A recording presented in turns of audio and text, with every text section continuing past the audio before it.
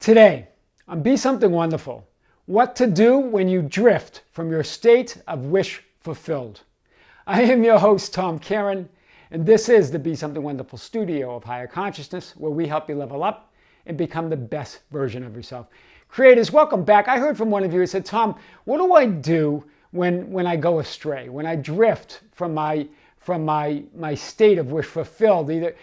Sometimes it's things that come up in my life or in the 3D reality, or just my thoughts drift. How do I get back? Well, guys, we're going to talk about this today and more. Here's the first thing I want to say. I want to say a few things on this. This is going to be a great unpacking today. But the first thing I want to say is that when you occupy your wish fulfilled, when you occupy that new reality, make that your only reality. In other words, it doesn't matter what comes up in 3D. It doesn't matter what loose or stray thoughts come up that are not in agreement with your wish fulfilled. Let them be, right? You can revise those. You can revise 3D conditions, and you can revise your thoughts on the spot, as Neville teaches, right? Create what you would have liked to happen. Or create a thought or an incantation, like I am in Barbados, like we talked about in our last video. Whatever resonates with you. The universe always has my back, or God's always looking out for me, or it's always working out for me, as Abraham Hicks and other spiritual teachers say, right? Or the world is always hugging me and holding me. Whatever it is, go to that incantation or revise your thoughts in that moment to conform to your state of wish fulfilled. Revise the event to conform to your state of wish fulfilled as you would have liked to have it. This is big. I want to unpack this today like we've never unpacked this before. Here's what Neville says. Think of your desire and it's a shadow lacking form. Enter it, and it's the only reality. Hear this, right? Why do we drift? We drift because we go from thinking from our desire, from living that reality, to thinking of it, and thinking of all the other things that can affect it, and the things that can go wrong, and not living in that reality anymore. Think of your desire, and it's a shadow lacking form. Enter it, and it's the only reality. Neville said, and so to think from your desire is to occupy it and dwell in it as your only reality. That's the real main point that I want to say. To think from your desire is to occupy it and dwell in it as your only reality. Make it your only reality, right? And if you can think of something you want, then it exists as a reality in that dimensionally larger realm that is just as real, if not more real, than your current 3D reality. Remember, we've talked about this. If you can think of something that you want, it exists. So there is no reason for doubt, right? It exists as a reality in that dimensionally larger realm, and it's just as real, if not more real, than your current 3D reality. So go to that, right? Make that your only reality. Let's unpack this a little bit more.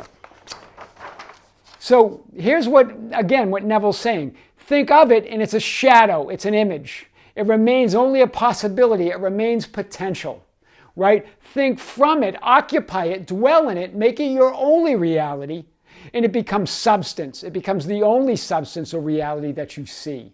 Wow, that's big. Right?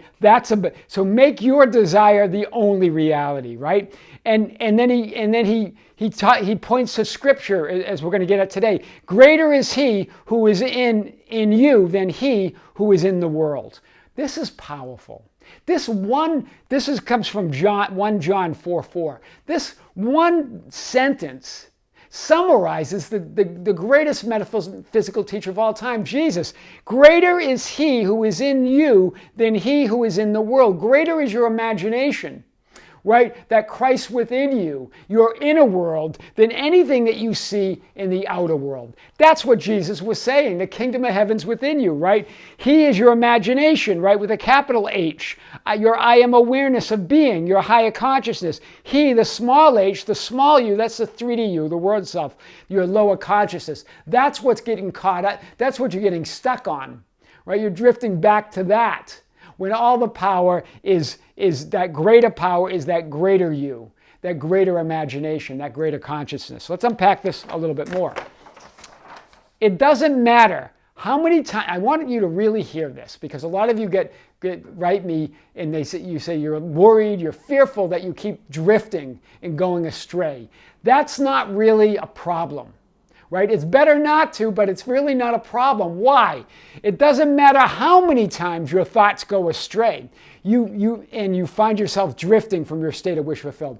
Doesn't matter. What's important? What does matter? Where is the real power? The real power is what matters, is where you mostly dwell. The real power is returning continually to your desired state.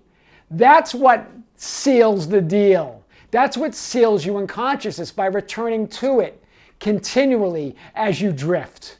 So don't worry about that. Give no resistance, no thought to your drifting thoughts. Right? Let them be. Let them drift. Right? Adios. Let them go. Right? What matters is where you mostly dwell, returning continually to your desired state. Right? That getting in that habit of returning to your desired state, returning to your only reality. Right? You're going to drift occasionally to the old reality, but then go back persistently, but without effort. Right? And you can use incantations, you can use revision to get back there, right? In John 10, I am the door, I am the good shepherd. This is where Neville talks about, when Jesus talks about, Neville talks about Jesus talking about that your thoughts are like sheep, and the good shepherd is your I am awareness, right? Bringing those thoughts back into the sheepfold. Right? As some of them stray, just like you stray out of your state of wish fulfilled. That's your awareness of being, that I am, right? I am the door. I am the good shepherd. The door to what? The door to your imagination, the door to your consciousness, the door to your wish fulfilled. That's what we're talking about here. Your thoughts and desires are the sheep. The good shepherd goes first and the sheep follow. Right? Hear this. Remember, signs don't precede, they follow. Right? The good shepherd goes into the sheepfold first, and the thoughts and the desires follow. Right? Those thoughts and desires are the sheep. Right? So you don't have to force anything. You just got to call them forth. Right? Bring your sheep that have gone astray back into the sheepfold. That's what we're talking about today. Right? As you drift from your wish fulfilled. It's not about controlling your thoughts. It's not about resisting your thoughts. It's not about grasping for your desires and holding on to them, right? Instead, you move back to your wish fulfilled. You move your awareness back to what you want continually. No matter how many times you drift, that doesn't matter. What matters is moving back to your wish fulfilled, dwelling there in your only chosen reality. Hear this, right? I am is the shepherd. That which you are aware of being are the sheep, right? So your I am awareness is the good shepherd, right? That consciousness, that Christ in you. What is it aware of? It's aware of the sheep, or the thoughts, or the desires, right? Your desires will follow like the sheep that hear the voice of the shepherd, right? The sheep know the voice of their shepherd, and they don't listen to any other voices, but when they hear that voice, they come, just like your desires, right? That's you entering through the door of your I am consciousness, right? It's all about returning to the sheepfold, no matter how many times your thoughts go astray. Hear this. Just think of it when you drift. Go up, there I go. There go the sheep again, right? Return to the sheepfold. I am in Barbados. The universe has my back. God's always looking out for me. Everything works out for me. The world takes care of me. Whatever you want. Any of those will work. Or revise it, and when you see 3D events that don't fit your new reality that you're occupying in, that look like the old reality, revise them. Revise everything to look like your desired chosen reality. Make that your only reality no matter what. Right? Revise your thoughts, revise the events, revise the circumstances. Right? How do you revise? By imagining it turning out to how you would have wanted it to turn out. No facts are final. You create it. You create that new image in the moment. You change the past, present, and future with what you're thinking, feeling, and imagining right now. That's powerful. So, and then in John 10:1, he who does not enter by the door into the fold of the sheep, but climbs up some other way, he is a thief and a robber. Wow. What's the fold? That's your state of being. What's the door? That's your door to your I am consciousness. That's your imagination. That's the Christ within you. If you don't enter through that imagination, through that Christ within you, into your state of being of where the sheep are, where your desires and thoughts are, but you climb up some other way, that's a thief and robber. What's a thief and robber? That's the 3D conditions influencing you. Right? That's you listening to the thought, to the circumstances, the conditions of the outside world, letting them affect you. Right? The door is your I am consciousness. That's your imagination. The 3D world and conditions influence your thoughts and state of being. Your ideas or thoughts are coming from the outside world versus your imagination, versus your inner state. And those are the thieves and robbers, right? Stealing from you the state of fulfillment in the now moment. Hear this. The 3D conditions, those random thoughts that you get about the 3D conditions, or about that you're noticing your desire is not there yet, or the fearful thoughts, or the doubtful thoughts. Those are all the thieves and robbers that Jesus was talking about that steal your state of fulfillment in the now moment, in that eternal now, right? They pull you into the past, where you're no longer in the now moment. Right? You're in a state of worry, you're in a state of anxiety, you're in a state of fear, right? But he who enters by the door is a shepherd of sheep. Right? That's Jesus. That's the Christ within you. That's Christ within you. That's a Christ mind, right? You enter through the door. I am the door of the sheep. Jesus is clear here. I am the door. I am the way. I am the life. That's what he was getting at. Your imagination, your awareness of being is the door through which your wishes are fulfilled. That I am consciousness, that's the door. It's getting back and going through that door. It doesn't matter if sheep go astray. You can gather them. They can hear your voice. They can hear your calling. It's returning to that state, returning to that fulfillment. That's the key, right? Let's unpack this a little bit more. In John 12, the wolves that snatch and scatter the sheep are your 3D thoughts of craving, resisting, doubting, and never fulfilled, right? And it also talks about the wolves, right? That if you hire a shepherd, a hired shepherd that's not the owner of the wolves, not owner of the sheep, lets the wolves come in and take the sheep and scatter the sheep. The hired hand's your ego.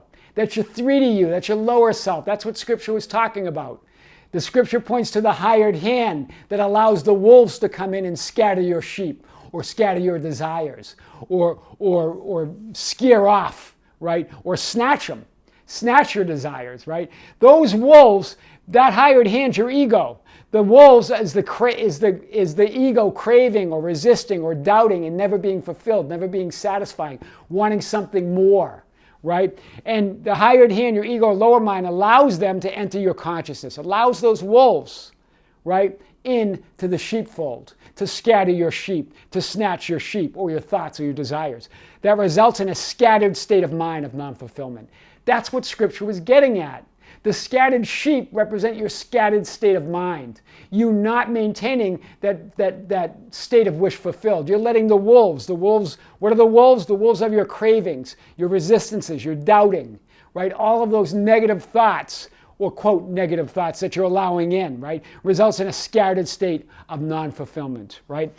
So what do? You revise your thoughts. I am in Barbados, or God has my back, or everything always works out for me. Find an incantation or something that you can go to that immediately gets you back into that state of fulfillment. Revise the conditions or events to match your wish fulfilled. Whatever's happening in the 3D world, have it match your only reality now, the reality of your wish fulfilled, right? You can revise it. How would you like it to be, right? If you receive a phone call that disturbed you, revise that phone call immediately to how you would have liked to hear it, right? If you receive an email, revise that email to how you would have liked to read it. So do that, right? That's the key. It's revising everything to meet your new reality that you're in, right? It's always about returning to it, right? Return to your desire, return your desires or that state of wish fulfilled to the sheepfold through the door of your I am consciousness. Wow, that's powerful. So, I am the good shepherd. The good shepherd lays down his life for the sheep. This is in John 10:11. This is a powerful statement in this whole thing about the shepherd and the sheep. What is Jesus talking about? Well, I am the good shepherd. That's your I am consciousness. That's the Christ within you. That's your imagination, right? What does a good shepherd do? He lays down his life for sheep. In other words, as you constantly return to your state of wish fulfilled, you identify with your new state so strongly and consistently that your old state dies and vanishes as you rise in consciousness.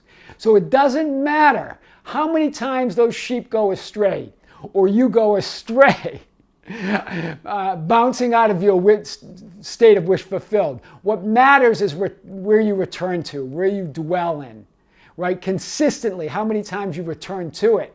Because that's what makes that new state. You start identifying with that new state, right? Your subconscious starts saying, well, this must be reality, right? The 3D world must now conform to your persistent returning to that state of fulfillment, right? And that old state dies and vanishes and you rise in consciousness. That's what John 11 was getting at there. Identify yourself with your I am consciousness in your Christ mind and your imagination, and only that, right? It's that inner world that matters. Nothing matters in the outer world because it's all created from within, right? Doesn't matter how many times you get rocked by 3D events. You can revise it and return to that I am consciousness, return to your state of fulfillment every time. And return to that and making that new reality your only reality. Do this when you drift from your state of wish fulfilled. I am your host, Tom Kearin, and this is the Be Something Wonderful studio of higher consciousness, where we help you level up and become the best version of yourself. Don't forget to subscribe, hit the notification button. Guys, like and share our videos and our channel. That's how we get the word out. That's how we grow. You can follow us on Facebook at Be Something Wonderful, on Instagram and Twitter at Tom Kearin. You can visit our website at tomkearin.com, at besomethingwonderful.com. You can write me anytime at info@besomethingwonderful.com. I would love to hear from you. Until next time, with great love, this is Tom. See you soon.